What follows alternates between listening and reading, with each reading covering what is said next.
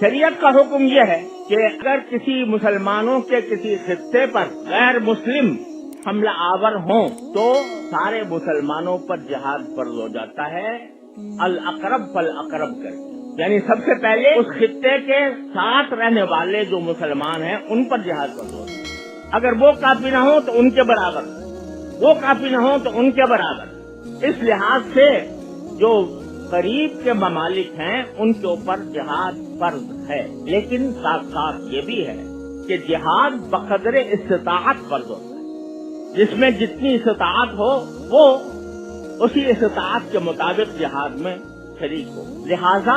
ان کی جانی، مالی، دفاعی امداد یہ فرض ہے تمام مسلمان ملکوں کے اوپر، لیکن اس کے لیے ایسی حکمت عملی ضروری ہے کہ جس سے ان کو فائدہ پہنچے، نقصان نہ پہنچے۔ اس حکمت عملی کے لیے عالم اسلام کو چاہیے کہ وہ سر جوڑ کر ایسی حکمت عملی تیار کرے۔ خود ہماری حکومت الحمدللہ پاکستان کی ایسی فوجی طاقت رکھتی ہے کہ جو بہت کم ملکوں کو میسر ہے، لیکن اس کا فرض ہے کہ اس کی امداد کرے، لیکن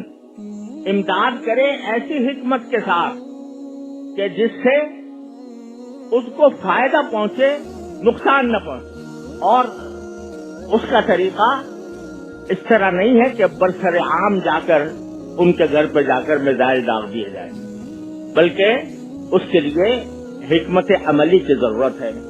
میں اس وقت اتنا ہی اشارہ کر سکتا ہوں کہ حکمت عملی کی ضرورت ہے، اور اس حکمت عملی کے ساتھ ان کا امداد ہر مسلمان ملک پر فرض ہے بشمول پاکستان۔ اللہ تعالیٰ ان کو توفیق دے۔ میں اپنی فوج کے بارے میں اتنی بات جانتا ہوں کہ بنیادی طور پر وہ مسلمان اور ان کے اندر اسلامی جذبات بھی ہیں، لہذا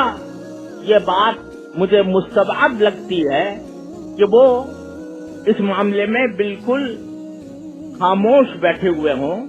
اور انہوں نے اس سلسلے میں کوئی حکمت عملی تیار نہ کی ہو، اور مجھے امید ہے کہ انشاءاللہ وہ حکمت عملی تیار کی ہوگی، خدا کرے ایسا ہی ہو۔ ورنہ اگر ایک مرتبہ اسرائیل اس وقت کامیاب ہو گیا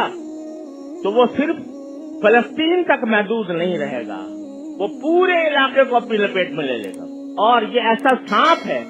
جس کو اگر اس وقت اس کا سر نہ کچلا گیا تو پھر وہ دوسرے ملکوں کی طرف بھی وہ آگے ڈسنے کے لیے آگے بڑھے گا۔ لہذا سارے مسلمان ملکوں کو ایسی حکمت عملی تیار کرنے کی ضرورت ہے کہ جس کے ذریعے اس فتنے کا خاتمہ ہو سکے۔